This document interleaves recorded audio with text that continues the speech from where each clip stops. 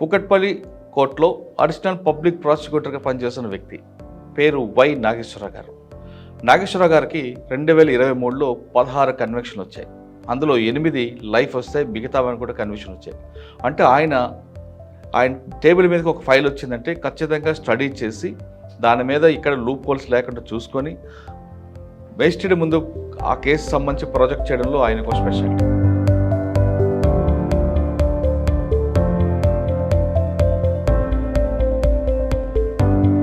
గచ్చిబౌలి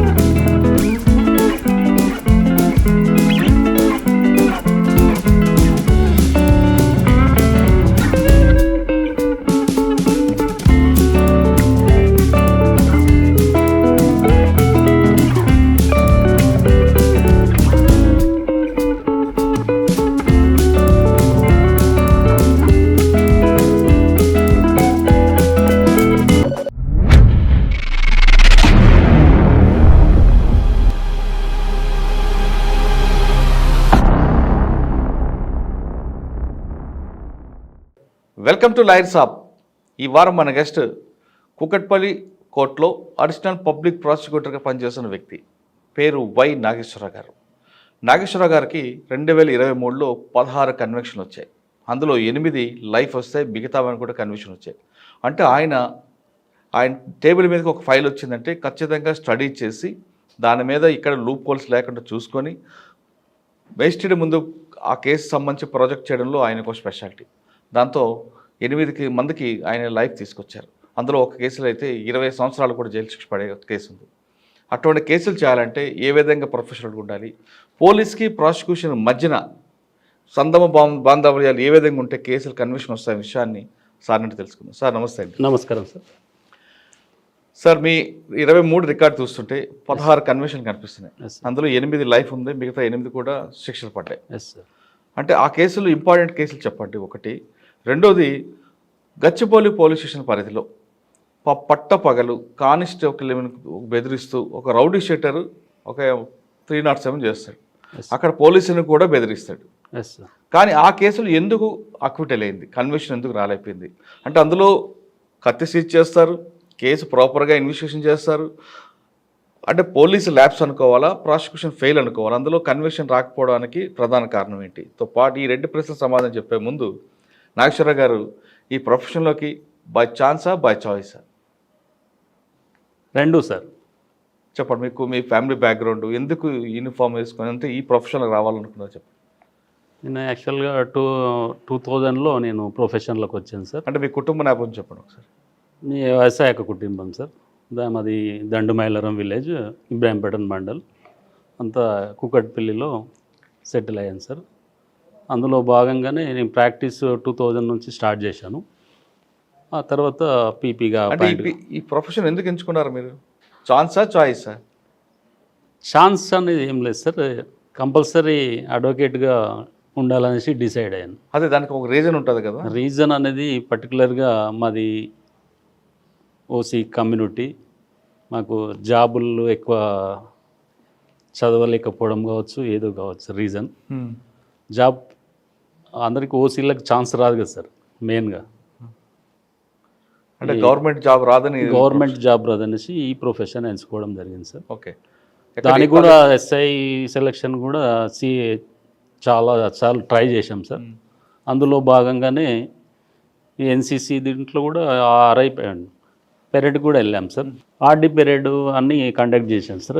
ఎన్సీసీలో కూడా మంచి గుర్తింపు, సి సర్టిఫికేట్ కూడా తీసుకున్నాం సార్. అందులో క్వాలిఫికేషన్ అంటే ఎడ్యుకేషన్ అంతా Kukatpally? Yes sir, Osmania university. Okay. ఈ ప్రొఫెషన్ ఎవరి దగ్గర ఫస్ట్ మీరు? ప్రొఫెషన్ మా సీనియర్ వచ్చేసి కే జనార్దన్ రెడ్డి గారు సార్, శాంతి శిఖర్ అపార్ట్మెంట్ ఈటీవీ కాంప్లెక్స్ అది ఉంది అదే సోమాజీ కూడా. సోమాజీ కూడా ఏం నేర్చుకున్నారు గురువు దగ్గర మీరు? జనార్దన్ రెడ్డి సార్ దగ్గర జాయిన్ కావడం జరిగింది స్టార్టింగ్లో. అక్కడ ఎక్కువ సివిల్ ప్రాక్టీస్ ఉంటాయి sir, maximum civil and criminal కూడా ఉంటాయి. అందులో స్టార్టింగ్ నుంచి ఓన్ ప్రాక్టీస్ చేసుకునేంత వరకు అక్కడే సార్ దగ్గరనే కంటిన్యూషన్ చేయాలి. ఓకే సార్, మీరు గురువుగారి దగ్గర నేర్చుకున్న తర్వాత నేర్చుకున్న సమయంలో ఈ ప్రొఫెషన్ లా ఎన్రోల్మెంట్ అయిన తర్వాత ప్రొఫెషనల్గా ఉందాం అనుకున్నారా, కమర్షియల్గా ఉందాం అనుకున్నారా, లేదా సర్వీస్ మోటో తీసుకున్నారా? నాది ఏం కమర్షియల్ లేదు సార్ ఇప్పటి వరకు, అంత సర్వీస్ బేసిసే. కమర్షియల్ అనేది నా దగ్గర ఎక్కడ ఏ కేసులు లేవు సార్. అవునా? అందులో భాగంగా ఈ ప్రొఫెషన్ దీంట్లో పబ్లిక్ ప్రాసిక్యూటర్గా అపాయింట్ అయిన తర్వాత కూడా నెంబర్ ఆఫ్ పీపుల్స్ అందులో బాధితులు. అంటే గురువుగారి దగ్గర మీరు సీనియర్ దగ్గర ఎస్ సార్. ఎంతకాలం పనిచేస్తారు? అక్కడ మంచి కేసు ఒకటి చెప్పండి. ఇక్కడ 6 to 7 years పనిచేశాను సార్. అన్ని సివిల్ కేసులు సార్, అంతా సార్ నేమ్ పేరు మీదనే ఉంటాయి. నెంబర్ ఆఫ్ కేసెస్లో సివిల్ కేసెస్లో సారు మంచి మీకు ఓన్ ఆఫీస్ లేదా, పెట్టుకోలేదా? ఓన్ ఆఫీస్ కూకట్పల్లి ఉంది సార్. ఎక్కడ? కూకట్పల్లి మన ఇప్పుడు present new PS opposite. Okay sir. అక్కడ కేసులు ఏమైనా చూసారా? సివిల్ కేసులు చేస్తుంటాం సార్, ఎక్కువ సివిల్ కేసులే. Yes sir. ఓకే. దీంతో పాటు ఇక్కడ దీంట్లో పబ్లిక్ ప్రాసిక్యూటర్గా అపాయింట్ అయిన తర్వాతనే క్రిమినల్కు వచ్చింది సార్. అసలు ఎప్పుడు వచ్చారండి దీంట్లో పీపీగా? ఇంతకుముందు 4 years పైన అయింది సార్. 4 సంవత్సరాల నుంచి. అప్పటి నుంచి కుక్కటిపల్లి కోర్టే. Yes sir. ఇంతకుముందు ఎల్బీనార్ సార్. అవునా? సరే, ఇందులోకి వచ్చిన తర్వాత ఫస్ట్ కేసు ఒకటి చెప్పండి, బాగా మీకు గుర్తుండిపోయిన కేసు. అంటే డిఫెన్స్ కరెక్ట్ మంచి ఫైట్ ఇచ్చాడు, నేను సక్సెస్ అయ్యానని. డిఫెన్స్ మంచి స్ట్రాంగ్ కేసు అంటే కేబిహెచ్బి లిమిట్స్ సార్. ఆ కేబిహెచ్బిపిఎస్ లిమిట్స్లో ఒక సాఫ్ట్వేర్ ఎంప్లాయీ మర్డర్ కాబడడం జరుగుతుంది. అతడు ఫస్ట్ అతని పేరు సతీష్, మైలా సతీష్ బాబు అనే వ్యక్తి సాఫ్ట్వేర్ ఇన్స్టిట్యూషన్స్ రన్ చేస్తుంటాడు. ఫస్ట్ వచ్చేసి ఆయన క్యాపిటల్ ఇన్ఫోసిస్ అనేసి ఇక్కడ మైత్రివనం దగ్గర రన్ చేస్తుంటాడు. అందులో అతను కోచింగ్ సెంటర్ అది. మరియు అక్కడ ఎంఐజీ లిమిట్స్లో కూడా కేబిహెచ్బి ఎంఐజీ లిమిట్స్లో కూడా అక్కడ కూడా అనదర్ ఇన్స్టిట్యూట్ ఇక్కడ అక్కడ 2 రన్ చేసుకుంటూ అతడు ఉండేది మాత్రం ఇక్కడ మూసాపేట్ నియర్ బై భరత్ నగర్ కాలనీలో ఓన్ హౌస్. అతడు చిన్నప్పుడు చదువుకుంది మాత్రం విజయనగర్ కోరుకొండ సైనిక్ స్కూల్లో. అతనికి అక్కడ క్లాస్మేట్స్ కానీ స్కూల్ మేట్స్ కానీ చాలామంది పరిచయస్తులు ఇక్కడ హైదరాబాద్లో వాళ్ళు కూడా వెల్ సెటిల్డ్. వాళ్ళని కూడా కొంతమందిని వాళ్ళ దగ్గర పార్ట్నర్షిప్ కానీ అట్లా ఎంప్లాయీస్ కానీ జాయిన్ చేసుకుంటాడు వాళ్ళ ఫ్యామిలీ మెంబర్స్ను. ఆ విధంగా కొనసాగుతున్న సందర్భంలో వన్ ఆఫ్ ది వేరే అతనితోటి ఇతను కూడా హేమంత్ అనేసి, అంటే మూసాపేటలో ఇల్లు, భరత్ నగర్లో ఇల్లు సార్. ఇక్కడ అమీర్పేటలో ఒక ఇన్స్టిట్యూట్, అక్కడ మరియు కుక్కటిపల్లి కేబిహెచ్బి ఎంఐజీ దగ్గర ఒక ఇన్స్టిట్యూట్ రన్ చేస్తుంటాడు. ఆ రన్ చేస్తున్న సందర్భంలో వన్ ఆఫ్ ది వాళ్ళ కొలీగ్స్, వాళ్ళ క్లాస్మేట్స్ అయినటువంటి వాళ్ళతోటి ఇతను ఒక హేమంత్ మాతే అనేసి పరిచయం చేపిస్తారు. ఇతను కూడా మన స్కూలే, మన క్లాస్మేటు, వేరే బ్యాచ్ అనేసి అతనితో పరిచయం చేపిస్తే అతడు కూడా ఇతనికి రమ్మని చెప్పేసి నీకు కూడా ఒక ఎంప్లాయ్మెంట్ ఇస్తా అనేసి రమ్మని చెప్పేస్తే ఎంప్లాయ్మెంట్ కింద జాయిన్ చేసుకుంటాడు, వన్ ఆఫ్ ది ఎంప్లాయీ కింద. అదే క్రమంలో కొన్ని రోజుల తర్వాత అనదర్, ఈ 2 ఇన్స్టిట్యూట్లు కాకుండా అనదర్ ఇన్స్టిట్యూట్ మళ్ళీ ఒకటి అక్కడే మైలాసాఫ్ట్ అనేసి అతని సర్నేమ్ తోటి అనదర్ ఇన్స్టిట్యూట్ కేబిహెచ్బిలో ఇంకోటి అదే బిల్డింగ్లో ఓపెన్ చేస్తాడు. అందులో ఎంప్లాయీగా వండుకుంటూ ఇది హేమంత్ అనే వ్యక్తి పార్ట్నర్షిప్ కూడా ఇస్తాడు ఓనర్. ఇచ్చిన తర్వాత మంచిగా సక్సెస్ఫుల్గా జరుగుతుంటుంది. అదే క్రమంలో one of the student software ఈమె కోచింగ్కి వస్తుంది. వచ్చిన తర్వాత ఆమె కూడా సాఫ్ట్వేర్ కోచింగ్ అయిపోయిన తర్వాత ఆమెను కూడా ఎంప్లాయీగా తీసుకుంటాడు ఇతను సతీష్ గారు. తీసుకున్న తర్వాత కొన్ని రోజులకు అదే క్రమంలో ఆల్రెడీ ఇతనికి హేమంత్కు మ్యారేజ్ అయింది, ఒక బాబు ఉంటాడు. ఎప్పుడైతే ఈ అమ్మాయితోటి ఇతనికి పరిచయం అయిందో కో ఎంప్లాయ్ తోటి, ఈమె క్లోజ్గా రిలేషన్షిప్లో కలుపుకొని ఆమెనేమో అక్కడ పక్కకు హాస్టల్లో జాయిన్ కావడం జరుగుతుంది. ఆ హాస్టల్లో వండుకుంటూ ఇక్కడికి ఆఫీస్కి వస్తుంటుంది రెగ్యులర్గా. అదే క్రమంలో ఆమె ఆ విషయంలో గొడవలు అవుతుంటాయి ఫ్యామిలీ మెంబర్స్కు, హేమంత్ వాళ్ళ భార్యకు హేమంత్కు. ఆ క్రమంలో వాళ్ళిద్దరికి కూడా డైవర్స్ తీసుకుందామనేసి డిసైడ్ అవుతారు. ఈ విషయం ఆమెకు తెలిసేసి డైవర్స్ కూడా తీసుకుంటుంది. తీసుకున్న తర్వాత ఇతడు ఏం చేస్తాడంటే హేమంత్ హాస్టల్ నుంచి ఆమెను తీసుకొచ్చేసి అనదర్ పక్కకు ఒక రూమ్ తీసుకుంటాడు. ఆ రూమ్ ఓనర్ యాక్చువల్గా అక్కడ ఆంధ్రాలో ఉంటారు. కేర్ టేకర్ తోటి రూమ్ దగ్గరికి పోయేసి మేము వైఫ్ అండ్ హస్బెండ్ అనేసి ఇంట్రడ్యూస్ చేసుకొని రూమ్ తీసుకుంటాడు. ఈ అన్అఫీషియల్గా వీళ్ళు అందులో కాపురం చేస్తుంటారు. అది అప్పుడైతే విషయం ఈ ఓనర్కు తెలుస్తుంది, సతీష్ బాబుకు. తెలిసినప్పుడు మన ఆఫీసు బ్లేమ్ అయ్యే ఛాన్స్ ఉంది, ఎక్కువ నువ్వు ఆమెతోటి దృష్టి పెడుతున్నావు, మనం లాస్లో నడుస్తున్నది అనేసి హెచ్చరిస్తాడు. అయినప్పటికీ వీడు వినిపించుకోకుండా కంటిన్యూషన్ చేస్తున్న సందర్భంలో ఇక సీరియస్గా ఒకరోజు వార్నింగ్ ఇస్తాడు. ఆమెను ఇమీడియట్గా ఆ ఇంట్లో నుంచి విడిపించేసి ఆమె హాస్టల్కి పంపించాలని సీరియస్గా చెప్తాడు. అది మనసులో కక్ష పెట్టుకొని ఇతను ఈ సతీష్ బాబును ఏ విధంగానైనా చంపేయాలనే ఉద్దేశంతో ప్లాన్లు వేస్తుంటాడు. నేను వచ్చి వెరిఫై చేస్తాను ఇంట్లో అనేసి చెప్తాడు ఎవరు, సతీష్ బాబు గారు. ఆ క్రమంలో ఇతడు ఒకరోజు ముందే ఈరోజు సాయంత్రం రమ్మనేసి ఇంటిమేషన్ ఇస్తాడు. అదే రోజు కన్నా ముందు సెల్ఫ్ డ్రైవింగ్ రేవో కార్ బుక్ చేస్తాడు. ఇతనికి ఆల్రెడీ కారు ఉన్నప్పటికీ కూడా వేరే కార్ బుక్ చేసుకుంటాడు. మరి అంతకు ముందే మధ్యాహ్నం రోజు అతను వస్తున్నాడు అనేసి తెలిసి plastic gunny bags Ratnadeep super market వెళ్ళేసి అక్కడి నుంచి బ్యాగ్స్ తెచ్చుకోవడము, ఈ కార్ బుక్ చేసుకోవడము, సాయంత్రం నైట్ అవర్స్లో 8 o'clock కార్ డెలివరీ చేయాలనేసి అతను ఉన్న ఇంటికి కొద్ది దూరంలో లొకేషన్ షేర్ చేస్తాడు.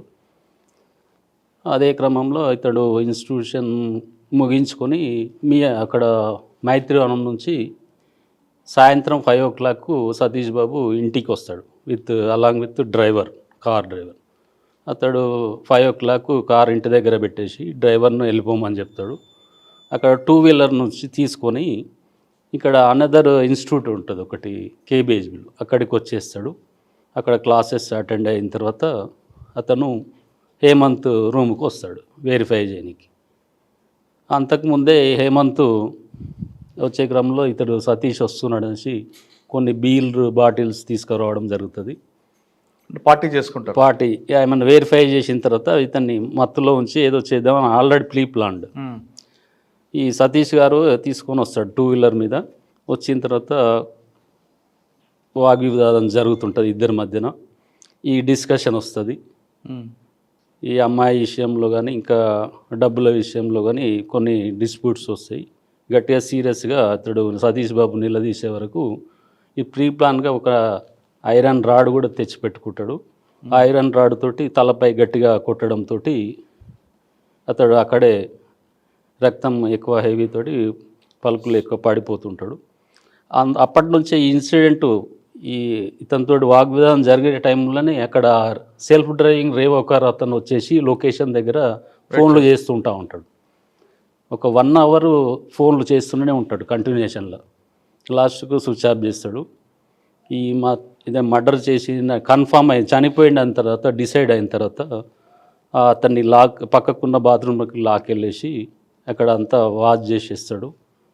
వాష్ చేసిన తర్వాత బట్టలు కూడా చేంజ్ చేసేసుకొని మళ్ళీ రేవో కార్ దగ్గరికి పోయేసి పక్కకే ఉంటుంది నియర్ బై లొకేషన్ డెలివరీ చేసుకుంటాడు.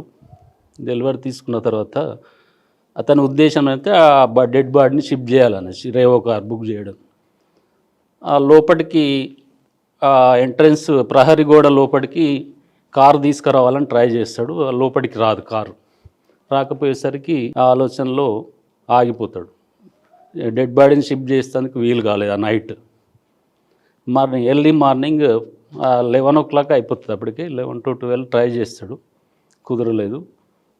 ఎర్లీ మార్నింగ్ 4:10 అవర్స్కు ఫస్ట్ డిసీజ్డ్ యొక్క వెహికల్ 2-వీలర్ జూపిటర్ వెహికల్ ఉంటుంది. ఆ వెహికల్ను తీసుకుపోయి పక్కకున్న వేరే ఆఫీస్ దగ్గర పక్కకు పెట్టేసి వస్తాడు. వితిన్ 10 మినిట్స్లో మళ్ళా ఈ వెహికల్ అతని వెహికల్ రాయల్ ఎన్ఫీల్డ్ వెహికల్ ఉంటుంది, దాన్ని కూడా తీసుకొని వెళ్తాడు.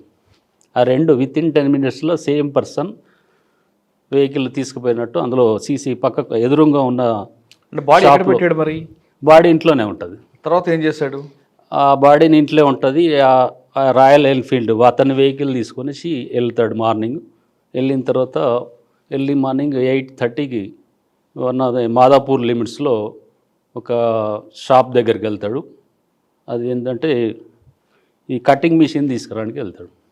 అంటే అక్కడ కటింగ్ మిషన్ తీసుకొని కటింగ్ మిషన్ తీసుకొచ్చినప్పుడు అక్కడ వాళ్ళ దగ్గర కూడా సీసీటీవీ ఫుటేజ్లో రికార్డ్ అవుతుంది. ఓకే, అది తర్వాత ఇన్వెస్టిగేషన్ వస్తుంది. ఇప్పుడు కటింగ్ మిషన్ తీసుకొచ్చేసి 9 o'clock తీసుకొస్తాడు. మళ్ళీ 10 o'clock కట్ చేద్దామని ప్రయత్నం చేస్తుంటాడు. ఒక మోకాలు వరకు కట్ చేసేస్తాడు. వేరే పార్ట్ కూడా కట్ చేస్తాడు. మోకాలు మొత్తం కట్ అయి ఉంది. మిగతా పార్ట్ కూడా కట్ చేసే సందర్భంలో ఆల్రెడీ 11 అయిపోయింది. ఆఫీస్ నుంచి ఫోన్లు వస్తాయి. మన సతీష్ గారు కనిపించట్లేదు, ఆఫీస్కి రాలేదు, నైట్ మీ దగ్గరికే వస్తా అని చెప్పాడు అనేసి ఫోన్లు వస్తుంటాయి. అప్పటికి ఫస్ట్ స్విచ్ ఆఫ్ పెడతాడు. ఆన్ చేసిన తర్వాత ఫోన్లు వస్తుంటే మళ్ళీ ఆ బాడీని వదిలిపెట్టేసి మళ్ళీ వాళ్ళ దగ్గరికి వెళ్తాడు, జాయిన్ అవుతాడు. అప్పటికి సతీష్ వాళ్ళ మిస్సెస్ అందరికీ ఇంటిమేషన్ ఇస్తుంటుంది నైట్ రాలేదనేసి. వాళ్ళు బ్యాచ్మెంట్స్ అంతా ఇక్కడ హైదరాబాద్లో ఎవరెవరు ఉన్నారో వాళ్ళందరూ 4 to 5 members వాళ్ళు వచ్చేస్తారు. ఎంప్లాయీస్ కూడా వచ్చేస్తారు ఇంటికి.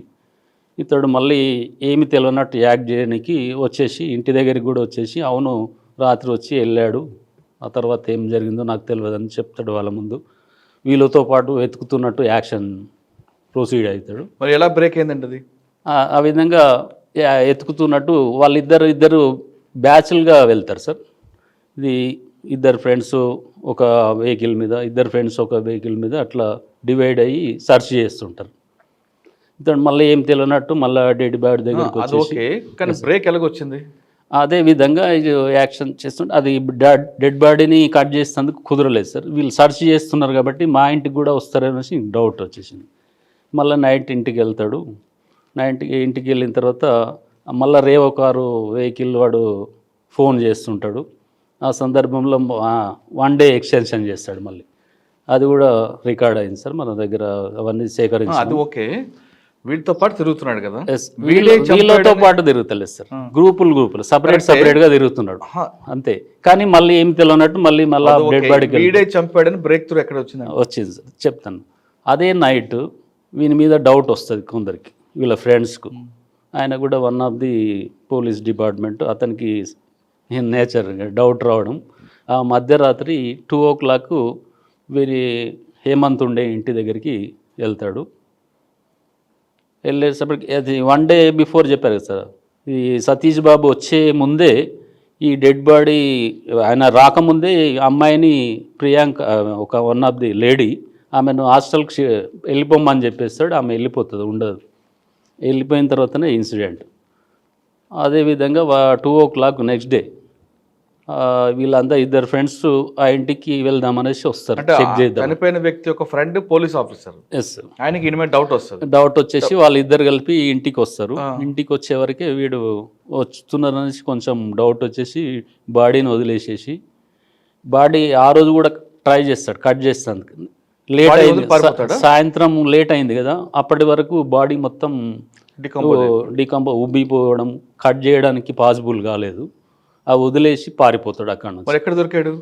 పారిపోయిన తర్వాత ఆ ఇంట్లో ఈ సతీష్ బాబు యొక్క ల్యాప్టాప్ అవన్నీ ఉంటాయి, అవన్నీ తీసేసి ఆ ఇంటి పరిసరాల్లో వెనక పొదలు ఉంటాయి. అదంతా ఓకే. ఆ పొదల్లో దొరికాడు అడుగుతున్నా. ఆ తర్వాత ఆ రోజు ఇక్కడ నుంచి వెళ్ళిపోయే ముందు ఈ మనీ ట్రాన్సాక్షన్స్లో 1 lakh క్యాష్ బ్యాలెన్స్ ఉంటుంది. ఆ బ్యాలెన్స్ అమౌంట్ను ఆల్రెడీ విడాకులు ఇచ్చాడు కదా, డైవర్స్ ఇచ్చిన మిస్సెస్కు వాళ్ళ ఇంటి దగ్గర పోయి ఆ బాబును చూసేసి అక్కడితో బాబుతో మాట్లాడి ఆమెకు తెలియకుండా అకౌంట్ ట్రాన్స్ఫర్ చేస్తాడు అమౌంట్. ఫోన్పే నేను అంటుంది క్వశ్చన్ అది కాదండి. అక్కడి నుంచి పారిపోతాడు సార్. పారిపోయిన తర్వాత ఈ డిసీజ్డ్ యొక్క వెహికల్, అక్యూడ్ వెహికల్ వచ్చేసి హైటెక్ సిటీ రైల్వే స్టేషన్ పార్కింగ్లో అతని వెహికల్ పెడతాడు. ఈ డిసీజ్డ్ వెహికల్ తీసుకొనేసి వెళ్ళేసి లింగంపల్లి రైల్వే స్టేషన్ ఒక పార్కింగ్ ప్లేస్లో కరెక్టే సార్, అది ఇన్వెస్టిగేషన్ పార్ట్ వస్తుంది. ఎస్ సార్, అక్కడ పెట్టేసి పారిపోతాడు. ఆయన ఎక్కడ దొరికాడని అడుగుతున్నా. అతడు 1 వీక్ తర్వాత బెంగళూరు పారిపోయి మళ్ళీ రిటర్న్ వచ్చేటప్పుడు ఈ వెహికల్ రిజిస్ట్రేషన్ తోటి ట్రేస్ అవుట్ అయితే అక్కడ ఈ సతీష్ యొక్క వెహికల్ అక్కడ ఉంటుంది సార్, లింగంపల్లి దగ్గర లింబర్ట్స్లో. అక్కడికి మళ్ళీ వస్తాడు. అక్కడ వచ్చినప్పుడు అప్పర్ హ్యాండెడ్ చేస్తారు పోలీస్ వారు. అప్పుడు ఎవరు ఇన్స్పెక్టర్ గారు? అప్పుడు ఇన్స్పెక్టరు ఇతను ఎవరు? లక్ష్మీనారాయణ గారు. లక్ష్మీనారాయణ సార్. లక్ష్మీనారాయణ గారు. మొత్తం టోటల్ ఇన్వెస్టిగేషన్ అతను ఒకడే. ఆ కేసులో మీకు డిఫెన్స్ ఏమని ఇచ్చాడు? టఫ్ అండి. డిఫెన్స్ నెంబర్ ఆఫ్ ఉన్నాయి సార్. డిఫెన్స్ తీసుకున్న ప్లేయింగు, ఫస్ట్ డిఫెన్స్ తీసుకున్న ప్లేయింగు అతడు అక్యూడ్ ఆ ఇల్లే కాదు, ఆ ఇంట్లో లేనే లేడు, ఉన్నట్టు ప్రూఫ్ లేదు, మీ డాక్యుమెంట్స్ అతను తీసుకున్నట్టు ప్రూఫ్ లేదనేది. మేము అక్కడ ఉన్న నైబర్స్ ఆ అక్యూడ్ నివసించే ఇంటి ఎదురుగా వాళ్ళ సీసీటీవీ ఫుటేజ్లు కలెక్ట్ చేసుకున్నాము. వాళ్ళ ఎవిడెన్స్ కలెక్ట్ చేసుకున్నాడు లక్ష్మీనారాయణ గారు. చాలా పకడ్బందీగా కేసు స్ట్రాంగ్. ఈ కేసులో కూడా దగ్గర 58 మెంబర్స్ను ఎల్డబ్ల్యూస్గా పెట్టాడు. ఎంత వచ్చింది కన్విక్షన్ అంటే? Conviction life imprisonment. ఈ హేమంత్ గారు. అమ్మాయికి వచ్చిందా? అమ్మాయి లేదు కదా సార్, లేదు. అమ్మాయి ముందే పంపించేశాడు హాస్టల్. ఈ రోల్లో ఎక్కడ లేదు, అమ్మాయి రోల్ లేదు. రైట్. ఆ కేసు కాకుండా ఇంకో కేసు ఉంది ఇందులో లైఫ్ కన్విక్షను చాలా పకడ్బందీగా ప్రతి సీసీ ఫుటేజ్లో ఇతని వెహికల్ మూవ్మెంట్ అన్నీ ఉన్నాయి సార్. దీంట్లో కూడా ఆ బేస్ మీద కటింగ్ చేసినప్పుడు ఒక 2 బ్లేడు కటింగ్ అది మిషన్ ప్లస్ 2 బ్లేడ్స్ తీసుకొని వస్తాడు. ఒక బ్లేడ్ ఇరిగిపోతుంది. ఆ ఇరిగిపోయినందుకే బాడీ మొత్తం కట్ చేయలేకపోతాడు. ఓకే, బ్లేడ్ ఇరిగిపోయినందుకు. లేకపోతే ఆ బ్లేడ్స్ మంచిగా ఉంటే కట్ చేసి పార్సిల్ చేసే ఛాన్సెస్ ఉంటాయి. గన్నీ బ్యాగులు కూడా సీజ్ చేయడం జరుగుతుంది పంచుల సమక్షంలో. అంటే ఇంకో కేసు ఏం చెప్తున్నా మియాపూర్ది ఇది డబల్ మర్డర్ కేసు సార్. ఇది ఒక దాదారావు అక్యూడ్ నెంబర్ 1. వాళ్ళ పేర్లు వద్దులండి, అందులో నాకు సింపుల్గా చెప్పండి. వాళ్ళిద్దరూ ఆల్రెడీ కంది జైల్లో కన్విక్షన్స్ అయ్యి ఉంటారు, శిక్ష అనుభవిస్తూ ఉంటారు. పేర్లు వద్దన్నారు కాబట్టి A1 అండ్ A2. అక్కడ వాళ్ళిద్దరు అక్కడ పరిచయం.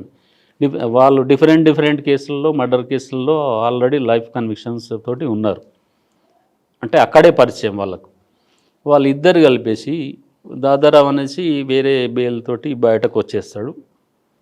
ఓన్లీ అక్యూడ్ A2 మాత్రం జైల్లో ఉంటాడు. ఈ దాదారావు ఇన్స్ట్రక్షన్ తోటి ఓపెన్ జైలు ఉంటుంది కదా సార్ కందిలో, అక్కడి నుంచి పారిపోతాడు. పారిపోయిన తర్వాత ఇతని A1 డైరెక్షన్స్ తోటి ఇద్దరు కలిసేసి మియాపూర్ లిమిట్స్లో వచ్చేస్తారు. ఒకరోజు వచ్చిన తర్వాత ఒక ఆటో డ్రైవర్ దగ్గరికి వస్తారు సార్. మియాపూర్ ఇప్పుడు ప్రజెంట్ మెట్రో రైల్వే స్టేషన్ పక్కకు ఇప్పుడు కూడా కొన్ని హట్స్ ఉంటాయి. హట్స్ దగ్గరికి వచ్చేసి హట్స్ దగ్గరనే వాళ్ళు ఆటో డ్రైవర్ స్టాండ్ ఉంటుంది, ఆటో స్టాండ్ ప్లస్ అక్కడే గుడిసెలు ఉంటాయి. ఆటో స్టాండ్ దగ్గరికి వచ్చి ఒక ఆటోని ఎంగేజ్ చేసుకుంటారు. దేని గురించి అంటే జహీరాబాద్లో ఇల్లు షిఫ్ట్ చేస్తున్నాం, అక్కడ నుంచి ట్రాన్స్పోర్ట్ పర్పస్ అనేసి వెహికల్ జహీరాబాద్ పోవాలనేసి తీసుకుంటారు. ఆ సందర్భంలో పక్క ఆటో వాళ్ళు అబ్జర్వ్ చేస్తుంటారు. వీళ్ళిద్దరు 2 వీలర్ మీద వస్తారు అక్కడికి. ఆ 2 వీలర్ను ఆటోలో ఎక్కించుకొనేసి వెళ్ళిపోతారు. ఆ రోజు మధ్యాహ్నం సాయంత్రం వరకు వెయిట్ చేసి వాళ్ళ భార్య నైట్ కంప్లైంట్ చేస్తుంది, మా హస్బెండ్ ఇట్లా వెళ్ళాడు రాలేదు అనేసి. నెక్స్ట్ డే మార్నింగ్ ఇస్తారు కంప్లైంట్. ఇచ్చిన తర్వాత రాలేదు. ఇప్పుడు రాకపోయేసరికి ఒక 4 to ఇది ఆగస్టులో జరుగుతుంది సార్. ఇది 2016. 17లో ఏప్రిల్ మంత్లో డిఐ శంకర్ రెడ్డి గారు వెహికల్ చెకప్లో భాగంగా అదే ఆటో, ఇదేదైతే డిసీజ్డ్ ఆటో, దాని ఏపీ నెంబర్ తీసేసి ఎంహెచ్ నెంబర్గా చేంజ్ చేసేసి అక్యూజ్డ్ ఇద్దరు 192 యూజ్ చేస్తుంటారు. ఆ వెహికల్ చెకప్లో భాగంగా అతనికి డౌట్ వస్తుంది ఎంహెచ్ నెంబర్ను. అతడు ఆపినప్పుడు పొంతన లేని సమాధానం చెప్పడంతో వెహికల్ సీరియస్గా చెక్ చేస్తే చేస్ నెంబర్ తోటి ఈ మిస్ అయిన ఆటో టాలీ అవుతుంది.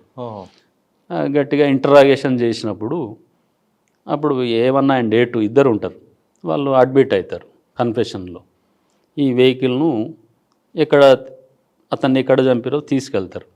అది తీసుకెళ్లే సందర్భంలో జహీరాబాద్కు ఒక 10 కిలోమీటర్స్ ముందు ఈ డిసీజ్ను తీసుకెళ్లే అంటే ఆటో ఎంగేజ్ చేసి ఆటో డ్రైవర్ను తీసుకొని, ఎందుకని డ్రైవర్ చెప్తారు వాళ్ళ అది మొత్తం అదే సార్ వాళ్ళది రెగ్యులర్. అప్పటికే ఈ A2 మీద కూడా 8 మర్డర్ కేసుల్లో బుక్ చేసుకొని తీసుకెళ్ళి చంపి ఆటో అతన్ని ముందు బాగా తాగిస్తారు సార్. పోయే క్రమంలో ఒక ముందు విలేజ్ దగ్గర లిక్కర్ తీసేసుకొని అతనికి తాగించి, వీళ్ళు కొంచెం కొద్దిగా తాగి వాళ్ళకి ఎక్కువ తాగించిన తర్వాత అతను కూర్చొని తాగుతుంటారు. ఆ సందర్భంలో ఆటోలో ఒకటి తాడు ఉంటుంది, ప్లాస్టిక్ రోప్. ఆ రోప్ సాయంతో మెడకు బిగిస్తారు వెనక నుంచి. అతన్ని చనిపోయింది అనేసి కన్ఫర్మ్ అయిన తర్వాత అతన్ని పక్కకున్న రోడ్ పక్కకు కాల్వాల్ టైప్ ఉంటుంది, అందులో పడేసేసి, అది ఫారెస్ట్ ఏరియా, ఎవరు అబ్జర్వ్ చేసేటోళ్ళు లేరు, అందులో పడేసేసి వెళ్ళిపోతారు ఆ ఆటో తీసేసుకొని. ఆ విధంగా చేశారండి వాళ్ళు. ఆటో ఎన్ని చేశారు? అటువంటి నెంబర్ ఆఫ్ కేసులు ఉన్నాయి సార్. ఇది వస్తుంది అక్కడికి.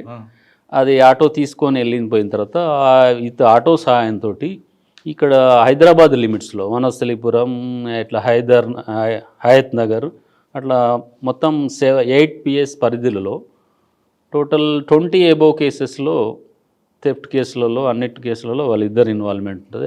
ఎక్కడెక్కడ చోరీలు చేసారు అవన్నీ ప్రాపర్టీ, దానికి సంబంధించిన ప్రాపర్టీ ఇక్కడ సీజ్ కావడం జరుగుతుంది వారి ఇంట్లో. దాంతోపాటు ఈ ఆటోను కూడా సీజ్ చేస్తారు. అక్కడ చేసిన ఇప్పుడు వీళ్ళు కన్ఫెషన్ ఇక్కడ అడ్మిట్ అయిన తర్వాత అక్కడ పోయేసరికి ఆ డెడ్ బాడీ ఓన్లీ డిసీజ్డ్ ధరించిన జీన్స్ ప్యాంట్ ఒకటి మాత్రమే ఉంటుంది. అక్కడ ఎముకలు ఉంటాయి అంతే, చెల్లా చెదురయ్యి ఎముకలు ఉంటాయి. ఈ పిఎంఈ కండక్ట్ చేసిన డాక్టర్స్ కూడా అక్కడికి వెళ్ళేసి అక్కడ ఉన్న అవైలబుల్ అయిన బోన్స్ అన్నీ సరి చేసేసి ఆ బోన్స్ DNA టెస్ట్లు, మళ్ళీ అతని మదర్ అండ్ ఫాదర్ యొక్క DNA టెస్ట్ శాంపుల్ తీసుకుంటారు. ఆ తర్వాత ఇన్వెస్టిగేషన్ భాగంలో టాలీ అవుతుంది. ఆ డెడ్ బాడీ కన్విక్షన్ అండి, అందులో కూడా లైఫ్ కన్విక్షన్ సార్. ఇద్దరికి లైఫ్ కన్విక్షన్. ఒక్కరి మీదనే ట్రయల్ జరిగింది సార్. ఆల్రెడీ అతడు జైల్లో ఉన్నాడు, జైల్లో నుంచి పారిపోయాడు సార్. అది దొరకలేదు. అప్పటి నుంచి మరి ఇక్కడ వేరే కేసులో తీసుకెళ్లారు. ఆల్రెడీ వేరే కర్ణాటక బీదర్ కేసులలో A1 ఇన్వాల్వ్మెంట్ ఉండే, అక్కడ తీసుకెళ్లారు. ఇక్కడ మళ్ళీ రాలేదు. ఒక ట్రయల్ అయింది, ఓన్లీ ఒకరి మీదనే ట్రయల్ అయింది. అతనికి లైఫ్ కన్విక్షన్, దీంట్లోకి గాను మళ్ళీ బాడీని షిఫ్ట్ చేసినందుకు గాను 7 years పనిష్మెంట్. కానీ ఒకటి 20 years కన్విక్షన్ ఉంది కదా, అదే కేసు 20 years కన్విక్షన్ వచ్చేసి పోక్సో కేసు సార్. ఈ పోక్సో కేసులో ఏంటంటే జేదిరిగుట్ట లిమిట్స్ పరిధిలో ఒక పాప, 7 years పాప, ఆ పాపను మామూలుగా ఆమె ఫస్ట్ క్లాస్ ఏదో చదువుతుంది. ఒకరోజు జనరల్ షాప్కు అనేది వెళ్తుంది. అదే బిల్డింగ్లో జనరల్ స్టోర్ పక్కకు ఉంటుంది. ఈ అక్యూర్డ్ నివసించేది అతని నేటివ్ ప్లేస్ ఇక్కడ కాదు, అతను వాళ్ళ సిస్టర్ ఇంటికి అనేసి వస్తాడు, వాళ్ళ బావగారి ఇంట్లో. అప్పుడు ప్రజెంట్గా 2-3 months నుంచి అక్కడ ఉంటాడు. ఈ అమ్మాయి వచ్చినప్పుడు ఆ అమ్మాయికి చాక్లెట్స్ ఆశ చూపించేసి ఆ అమ్మాయిని ఆ బిల్డింగ్లో వాళ్ళ సిస్టర్ వాళ్ళ ఇంట్లో బిల్డింగ్ పై టెర్రాస్ తీసుకెళ్ళేసి, టెర్రాస్ పైన వాటర్ ట్యాంక్ ఉంటుంది, వాటర్ ట్యాంక్ బ్యాక్ సైడ్ తీసుకెళ్ళి ఆ అమ్మాయిని రేప్ చేస్తాడు. ఆ రేప్ చేసినప్పుడు ఆ పక్కకున్న బిల్డింగ్ టెనాంట్స్ వాళ్ళు అబ్జర్వ్ చేస్తారు. చూసి ఇమ్మీడియట్గా అరుచుకుంటూ వీని దగ్గరికి వచ్చే వరకు వీడు పారిపోతాడు అక్కడి నుంచి. మార్నింగ్ అది ఇన్సిడెంట్ 11 o'clock సందర్భంలో అయింది. అది అయినప్పుడు అక్కడి నుంచి పారిపోయిన తర్వాత ఇమ్మీడియట్గా వాళ్ళ మదర్ అక్కడికి వస్తుంది. మదర్ వచ్చిన తర్వాత వీడు ఫాదర్ వచ్చేసి, అమ్మాయి ఫాదర్ వచ్చేసి ఆల్రెడీ డ్యూటీకి వెళ్ళిపోతాడు. ఆ రోజు సాయంత్రం వరకు తిరిగి రాడు. సాయంత్రం వచ్చిన తర్వాత ఇక్కడ వీళ్ళ ఇంటికి వచ్చేసి సర్చ్ చేస్తుంటే వీడు అక్యూర్డ్ అప్పటికే పారిపోయాడు. మళ్ళీ నైట్ మళ్ళీ ఇంటికి రీచ్ అయినప్పుడు అక్కడ ఉన్న కాలనీ పీపుల్ అంతా గట్టిగా పట్టుకొని అతను దేహశుద్ధి చేస్తారు, బాగా కొట్టడం జరుగుతుంది. ఆ మాబ్లో అక్కడ ఉన్న పర్సన్స్ కాంప్లైంట్, ఈ ఫాదర్ కూడా కాంప్లైంట్ ఇస్తాడు. కాంప్లైంట్ ఇచ్చినప్పుడు అతను రెడ్ హ్యాండెడ్ పట్టుకొని ఆల్రెడీ అతనికి దెబ్బలు తాకినాయి బట్టి అతన్ని హాస్పిటల్కి తీసుకెళ్ళేసి నెక్స్ట్ డే ప్రొడ్యూస్ చేస్తారు. అటు క్లియర్గా ఒప్పుకోవడం జరుగుతుంది. ఆ కేసులో సాక్ష్యాధారాలు, అటెండెంట్స్, ఐ విట్నెస్, వాళ్ళు చూసిన వాళ్ళు, మెడికల్ ఎవిడెన్స్, అమ్మాయి అన్నీ బేస్ చేసుకుని మన కోర్టు పోక్సో జడ్జి గారు 20 years కన్విక్షన్, కళ్యాణ్ చక్రవర్తి గారు 20 years కన్విక్షన్ ఇవ్వడం జరిగింది. వాడేమన్నాడండి అప్పుడు 20 years పడగానే? ఏమంటాడు సార్, తప్పించుకోవడానికి పరిస్థితి లేదు అక్కడ. ఈ పోక్సో యాక్ట్ ఏం చెప్తున్నది, అటెంప్ట్ చేసిన అది ఫిజికల్ అసాల్ట్ అనేది జరగకుండా టచ్ చేస్తే కూడా పోక్సో యాక్ట్ క్లియర్గా చెప్తుంది. ఆ మెడికల్ ఎవిడెన్స్ క్లియర్గా ఉన్నది. వాళ్ళు డిఫెన్స్ కౌన్సిల్ ప్లీ చేసుకునేది ఏంటంటే అక్కడ ఉన్న వాళ్ళు ఎవరైతే ఐ విట్నెస్లు ఉన్నారో వాళ్ళకి అక్యూడ్ గొడవ ఉన్నది ముందు. ఆ గొడవ ఉన్నది కాబట్టి వీళ్ళు అబద్ధపు సాక్ష్యం చెప్తారనేసి సింపుల్గా డిఫెన్స్ కౌన్సిల్ ప్లీ చేసుకుంటారు. అంతవరకే కానీ మెడికల్ అమ్మాయి ఈ పోక్సో యాక్ట్ క్లియర్గా ఒకటే చెప్తుంది, ఓన్లీ విక్టిమ్ స్టేట్మెంట్ ఉంటే సరిపోతుంది. ఆ విక్టిమ్ స్టేట్మెంట్ బేస్ మీద లైఫ్ కంటే 20 years పనిష్మెంట్ వస్తుంది. కానీ అమ్మాయి వచ్చి ధైర్యంగా చెప్పారు 7 years 1 year తర్వాత ఇమ్మీడియట్లీ అండర్ ట్రయల్ చేయించినాం. అండర్ ట్రయల్ అంటే విత్ ఇన్ 1 year లోపే 1-2 years లోపే దీంట్లో. సార్ ఈ కేసులు కాకుండా ఇంకా బాగా మీకు గుర్తుండే కేసు చెప్పండి. దాంట్లో ఇన్వెస్టిగేషన్ భాగంలో సైదుల్ గారు అప్పుడు సిఐ ఉండే, అతనితో పాటు వాళ్ళకు మొత్తం టోటల్ టీమ్ సక్సెస్ఫుల్గా ఇన్వెస్టిగేషన్ కూడా మార్చారు. ఇవి కాకుండా ఇంకే బాగా గుర్తుండిపోయిన కేసు ఒకటి? అనదర్ కేసు ఇక్కడ ఈ Chandanagar limits double murder case sir. Double murder case ఇక్కడ గోపీనగర్ అనేసి ఒక ఉంది, రైల్వే స్టేషన్ నియర్ బై ఉంటుంది. ఆ గోపీనగర్లో ఒక ముస్లిం వికారాబాద్లోంచి ఇక్కడికి హైదరాబాద్కి రావడం జరుగుతుంది. అతనికి ఆల్రెడీ మ్యారేజ్ అయింది. మ్యారేజ్ అయిన తర్వాత వాళ్ళ భార్య ముగ్గురు కొడుకులు పుట్టిన తర్వాత భార్య చనిపోతుంది. చనిపోయిన తర్వాత ఇంకొక ఆమెను ఆల్రెడీ మ్యారీడ్ అయిన పర్సన్ లేడీని, ఆషాబీ అనే లేడీని ఆయన మళ్ళీ మ్యారేజ్ చేసుకుంటాడు. మ్యారేజ్ చేసుకోవడంలో 2 కొడుకులు ఆల్రెడీ హైదరాబాద్ షిఫ్ట్ అవుతారు. ఇది లైవ్లీహుడ్ పర్సన్. ఓన్లీ చిన్న అబ్బాయి మాత్రమే విలేజ్లో ఉంటాడు, పులిమామిడి విలేజ్ అని. అతడు ఈమెను సెకండ్ మ్యారేజ్ చేసుకొని ఇంటికి తీసుకొస్తే అతను ఒప్పుకోడు. అబ్బాయి ఒప్పుకోనందుకు ఈ సాదిక్ మియా అండ్ ఆషాబీ వాళ్ళు వచ్చేసి ఇక్కడ హైదరాబాద్లో ఈ విలేజ్ ఇది గోపీనగర్కి వస్తారు. వచ్చిన తర్వాత అక్కడ ట్యాంకర్ డ్రైవర్గా చేసుకుంటూ బ్రతుకుతుంటాడు. అదే క్రమంలో ఈ అబ్బాయి అప్పుడప్పుడు వస్తాడు, ఇంకా మ్యారేజ్ కాలేదు అబ్బాయికి. ఈ తండ్రి దగ్గరికి వచ్చేసి నాకు మ్యారేజ్ చేయమని ఒక డిమాండ్. అనదర్ ఈజ్ అప్పటికి ఫస్ట్ భార్య చనిపోయేది కదా, ఆమె పేరు మీద ఉన్న కొంచెం ల్యాండ్ అమ్మేసేసి ముగ్గురికి కొడుకులకు షేర్ చేసి ఇచ్చేస్తాడు. ఇంకో కొంచెం అమౌంట్ అతని దగ్గర పెట్టుకుంటాడు. ఆ అమౌంట్ అంతా ఈ సెకండ్ భార్యకు ఖర్చు పెడుతున్నాడు అనేసి ఇంటెన్షన్ తోటి గొడవ పడుతుంటాడు ఈ అబ్బాయి. ఆ క్రమంలో మళ్ళీ ఒక రోజు రావడం జరుగుతుంది. గొడవలు కంటిన్యూషన్ అవుతుంటాయి. మళ్ళీ ఒక రోజు వస్తాడు. ఆ రోజు కూడా ఈ మ్యారేజ్ పర్పస్ డిస్కషన్ వస్తుండే తండ్రి కొడుకుల మధ్యన. ఈ సెకండ్ భార్య కలగ చేసుకొని మాకేం సంబంధం లేదు, నువ్వే చేసుకో, అది సంథింగ్ ఏదో అంటున్న సందర్భంలో ఇతడు ఆ మధ్యన సాయంత్రం టైంలో ఇది సిగరెట్ తాగే అలవాటు ఉంటుంది అక్యూడ్ రషీద్ పాషా. అతడు వెళ్ళి పక్కకున్న షాప్ దగ్గరికి వెళ్ళేసి సిగరెట్లు తెచ్చుకోవడం, తాగడం, గొడవలు జరుగుతున్నప్పుడు ఇంటి ఓనర్ వచ్చేసి బీహారీస్ వాళ్ళు. ఎలా చెప్పాడు?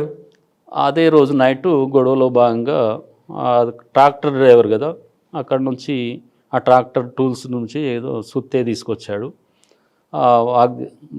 ఆ రోజు గొడవలో ఏమనలేదు, పడుకున్నాడు. తర్వాత మధ్యరాత్రి లేచి ఆ సుత్తే తీసుకొని ఫస్ట్ ఈ పినతల్లి ఆమెను తలపైన గట్టిగా కొట్టడం జరుగుతుంది, తల మీద.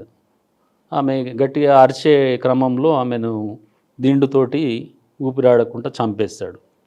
ఈ హెడ్ ఇంజరీస్ అండ్ ఊపిరాడకుండా చంపేసిన తర్వాత ఆ సందర్భంలో అతను తండ్రి కూడా లేచి గట్టిగా అరిచినప్పుడు అతన్ని కూడా కొడతాడు అదే సుత్తి తీసుకొని.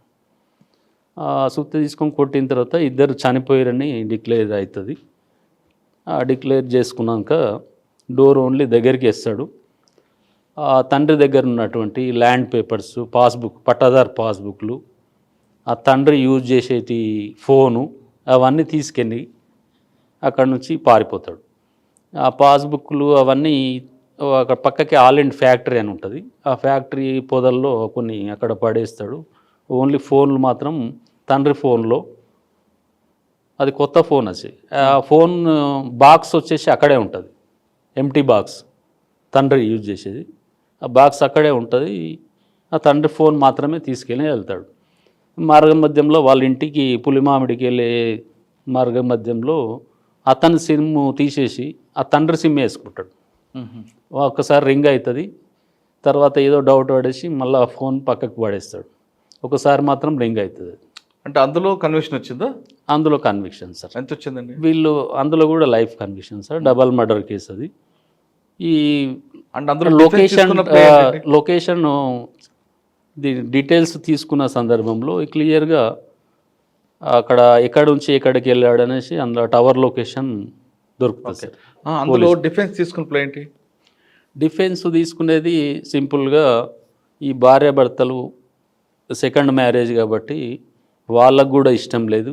ఆమె ఫస్ట్ ఈమె D2 ఉంటుంది కదా, డిసీజ్డ్. ఆ హస్బెండ్ కూడా ఉంటాడు. ఆమెను వదిలిపెట్టేసి ఈమెను పెళ్లి చేసుకుంది. వాళ్ళు కూడా కక్షలు ఉండొచ్చు, వాళ్ళ పిల్లలు కూడా వీళ్ళ ఇంటికి వస్తుంటారు, వాళ్ళు కూడా ఎవరైనా చంపిండొచ్చు, వీళ్ళు కాదు అనేసి అసలు వీళ్ళ ఇంటికే రాలేదు. మరి మీరు ఎలా ప్రూవ్ చేశారు? మేము క్లియర్గా టవర్లో ఇప్పుడు సిమ్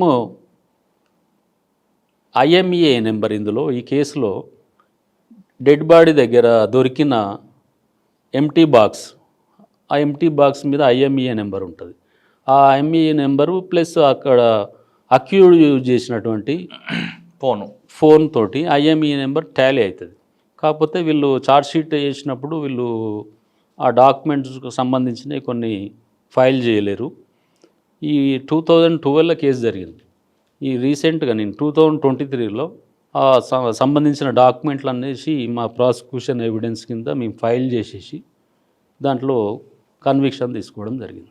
16 కేసులు 8 లైఫ్ తీసుకొచ్చారు. Yes sir. కానీ గచ్చిబౌలి కేసులో ఒక రౌడీ షీటర్ పట్టపగల ఒక అటెంప్ట్ చేస్తాడు, అడ్డుకుంటున్న కానిస్టేబుల్ బెదిరిస్తాడు, అందులో కత్తి కూడా సీజ్ అయింది. Yes sir. కానీ ఎందుకు అందులో కన్విక్షన్ రాలేదండి? అందులో అంటే అక్కడ ప్రాసిక్యూషన్ ఫెయిల్ అనుకోవాలా, ఇన్వెస్టిగేషన్ ల్యాబ్స్ అనుకోవాలా? ఇన్వెస్టిగేషన్ ల్యాబ్స్ అనేసి అనుకోవడానికి కూడా లేదు, ప్రాసిక్యూషన్ ఫెయిల్డ్ అని అనుకోవడానికి కూడా లేదు. అందులో ఏమవుతుందంటే 302 మర్డర్ కేసు, అది కూడా కత్తి కూడా సీజ్ చేస్తారు. తర్వాత చనిపోయినట్లుండే కదా, ముందు 307 తర్వాత 302 అప్పుడే స్పాట్ డెడ్. అందులో ఏమైందంటే ది ఐ విట్నెస్ వచ్చేసి ట్యాక్సీ స్టాండ్ ఓనర్, అతను మహబూబ్ అనేసి అక్యూడ్ కమ్యూనిటీ డిసీజ్ అంతా సేమ్. అతడు ఏమైందంటే అతను చూసిన వ్యక్తి, అతని ముంగడనే జరిగింది. ఇమ్మీడియట్గా 164 స్టేట్మెంట్ రికార్డ్ చేశారు. అందులో కూడా అప్పటికే అతను నిన్ను చూశాను, కత్తి పట్టుకోవడం చూశాను కానీ చంపడం చూడలేదు అనేసి చెప్తారు. 164 కూడా అదే స్టేట్మెంట్ ఇచ్చాడా? సేమ్. మళ్ళీ మేము ఇక్కడ చెప్పిదానికి ప్రయత్నం చేశాము, అతడు మాకు సపోర్ట్ చేయలేదు. ఎవిడెన్స్ ఐ విట్నెస్ సపోర్ట్ చేయలేదు, అతను ఒక్కరిని మాత్రమే పెట్టారు. కనీసం అట్లీస్ట్ CCTV ఫుటేజ్లు అవి కానీ పెడితే ఏమన్నా దీంట్లో రిజల్ట్ వచ్చేది. మరి ఏ విట్నెస్ ఐ విట్నెస్ అందులో కోఆపరేట్ చేయలేరు, అందరు హాస్టైల్. మెయిన్ ఆ రీజన్ తోటి ఆ కేసు అక్విటల్ కావడం. అది పోలీస్ ల్యాబ్స్ అనాలా? ల్యాబ్స్ అని కదా, విట్నెస్ సపోర్ట్ చేయలేదు. అండ్ విట్నెస్ సపోర్ట్ చేయకపోతే కేసు అవ్వదంటారా? విట్నెస్ సపోర్ట్ చేయలేదు, ప్లస్ ఈ కత్తి సీజ్ చేసినప్పుడు ఆ కత్తి ఫింగర్ ప్రింట్స్ కానీ అవన్నీ తీసుకునేది ఉండేది. దాన్ని బట్టి ఆ పార్ట్ మాత్రం ఇన్వెస్టిగేషన్ లోపాలు ఉన్నాయని చెప్పవచ్చు. ఆ ఫింగర్ ప్రింట్స్ తీసుకోలేదు. యాక్చువల్గా పంచు కనీసం కన్ఫెషన్ పంచ్ కూడా ఆ రోజు సీజ్ చేసిన కత్తి కూడా అది కాదని చెప్తాడు. అన్ని లోపాలు ఉన్నప్పుడు ఏ జడ్జి కూడా ఎవరేం చేయలేరు. అచ్చా, ఓకే, ఫైనల్గా వద్దామండి.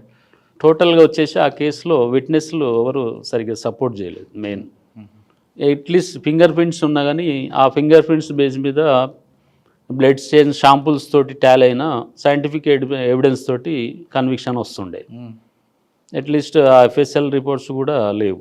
మెయిన్ అది అయినప్పటికీ కూడా జడ్జిలను బట్టి ఉంటుంది. జడ్జిలు చేయాలనుకుంటే చేయొచ్చు కన్విక్షన్, కానీ అందులో మెయిన్ ఐ విట్నెస్ సపోర్ట్ చేయలేదు, ఫింగర్ ప్రింట్స్ టాలీ కాలేదు, ఆ కత్తి కూడా అది కాదనేసి వచ్చింది. దాని గురించి దాంట్లో ఓకే సార్, ఫైనల్గా చెప్పండి, ఈ డిపార్ట్మెంట్ రావాలనుకున్న వాళ్ళకి మీరు ఇచ్చే మెసేజ్ ఏంటి? అంటే సార్ ప్రాసిక్యూషన్ అంటారా లేదా? ప్రాసిక్యూషన్ కాదు నడుస్తుంది, మీ డిపార్ట్మెంట్ అంటే ప్రాసిక్యూషన్ డిపార్ట్మెంట్ కాదు, లాలోకి రావాలనుకున్న వాళ్ళకి మంచి భవిష్యత్తు ఉంటుంది సార్. ఈ మంచి ఇంటెలిజెన్స్ సబ్జెక్ట్ ఇది. ఈ ప్రాసిక్యూషన్ ఇది క్రిమినల్ కేసులు చేసేవారికి చాలా డెప్త్గా ఆలోచించే ఛాన్స్ ఉంటుంది సార్. ఇలా ఒక్కొక్క కేసు నెంబర్ ఆఫ్ కేసులు ఉంటాయి. ఒక్కొక్క కేసు ఈచ్ కేసులో మనం డెప్త్కి వెళ్తే ఒక్కొక్క స్టోరీ ఉంటుంది సార్. సినిమా స్టోరీ కంటే సినిమా దానికంటే హిట్ అవుతుంది సార్. అటువంటి స్టోరీ ఉంటుంది ఒక్కొక్క కేసులో. ఈ ప్రజెంట్ రామ్ గోపాల్ వర్మ గారు సినిమాలు తీశారంటే ఇటువంటి కేసులలో సినిమాలు తీస్తే చాలా రీజన్ ఉంటుంది. అటువంటి స్టోరీ చాలా పెద్ద ఉంటుంది. ఒక్కొక్క కేసులో అంత డెప్త్కి వెళ్ళచ్చు సార్, చాలా స్టోరీ. దీనిలో భాగంగా నేను ఇప్పుడు నెంబర్ ఆఫ్ కేసెస్లో ఇప్పుడు జస్ట్ ఓన్లీ 3 కేసెస్ గురించి చెప్పాను. ప్రతి కేసుకు ఒక హిస్టరీ అనేది ఉంటుంది. దాంట్లో అక్యూడ్ మోటివ్ ఉంది, అతనికి గొడవలు ఎందుకు వచ్చాయి, దాని అంతా రీజన్లు చెప్పుకుంటే ఒక 10 hours ఎబోవ్ పడుతుంది సార్ ఒక్క కేసుకు. ఆ కేసు మొత్తం స్టడీ చేసే అంత కెపాసిటీ ఫస్ట్ ఐఓ గారికి ఉండాలి, తర్వాత పబ్లిక్ ప్రాసిక్యూటర్ గారికి ఉండాలి. అదంతా జడ్జిమెంట్ ఇచ్చే జ్యుడిషియల్ ఆఫీసర్ కూడా అవన్నీ చేసిన తర్వాతనే కరెక్ట్ రిజల్ట్ వస్తుంది. ఇక్కడ నుంచి ఇన్వెస్టిగేషన్ నుంచి ప్రాసిక్యూషన్ నుంచి జడ్జి గారికి చేరేవేసే టైంలో ప్రాసిక్యూషన్ ఫెయిల్ అయినా రిజల్ట్ రాదు, ఇన్వెస్టిగేషన్లో లోపాలున్న రిజల్ట్ రాదు సార్. ఇన్వెస్టిగేషన్ పకడ్బందీగా చేసినప్పటికీ కూడా ప్రాసిక్యూషన్ జడ్జికి ప్రజెంట్ చేసే టైంలో ఏ ఒక్క ఇప్పుడు 64 విట్నెస్, 50 విట్నెస్, 30 విట్నెస్ ఉంటారు. అందులో విట్నెస్లు సపోర్ట్ చేయకున్నా కానీ కేసు వీక్ అయ్యే ఛాన్స్ ఉంటుంది. ఈ 2023లో నేను చేసిన కేసులో మాత్రం మ్యాక్సిమం అన్ని కేసుల్లో విట్నెస్లు సపోర్ట్ చేయించుకున్నాం. ఓకే, కానీ గచ్చిబౌలి కేసులో, పింకీ మర్డర్ కేసులో ఎస్ సార్ అది మీకే వస్తుంది, కానీ వేరే పీపుల్ పెట్టడం వెనక దాని మీద చాలా రీజన్స్ ఉన్నాయి సార్. అప్పుడు 2023 బైఫర్కేషన్ టైంలో ఓన్లీ ఒకటే కోర్టు మాత్రం రన్ అవుతుంది.